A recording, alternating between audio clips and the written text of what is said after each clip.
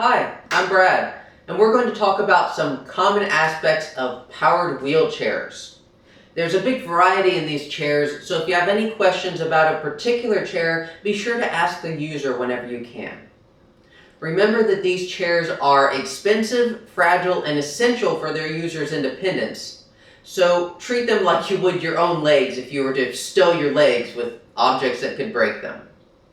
We're going to talk both about how to move a chair and how to stow it.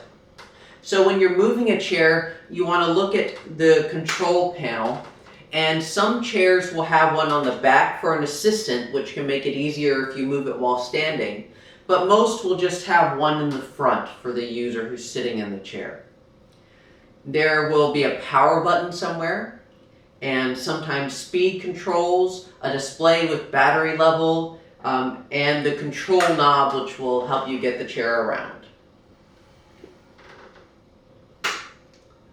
So when you're moving a chair, once you get it up to be ready to be stowed, then you'll have to turn off the controller, and you'll look for wherever the brake releases are, because the brakes are usually automatic on a chair. So for mine, and this varies by model, but for mine they're down here in the shadows near the reflector, and they're often labeled. Mine says that you move this tab out to the outside and that releases the brake. But what you need to remember if you're on the other end is in order to turn the chair back on, you'll often need to reset the brake so that the chair can then function on the other end. When you're actually stowing the chair, what you need to do is decrease the packing volume so you can fit it in with other luggage and objects. So one of the easiest things to do is to look at the footplate, and we can do what's called a footplate flip. So just pull it up and you have a lot more space in front.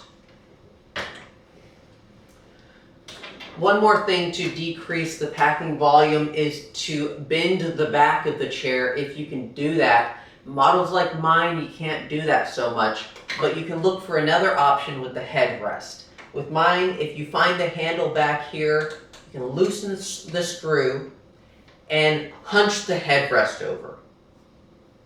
Whenever you put it back in place with anything, be sure to only tighten it so that the person on the other end will still be able to adjust it the way they like it once they get it.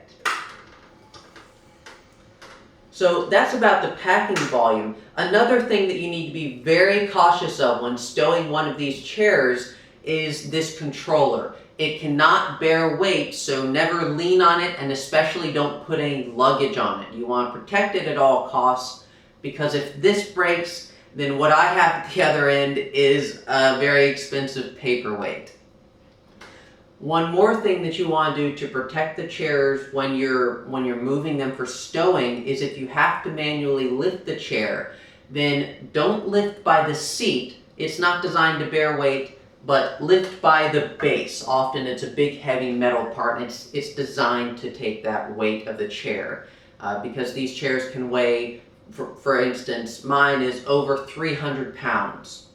So that presents another safety concern when you're moving these chairs after they've been stowed or even before.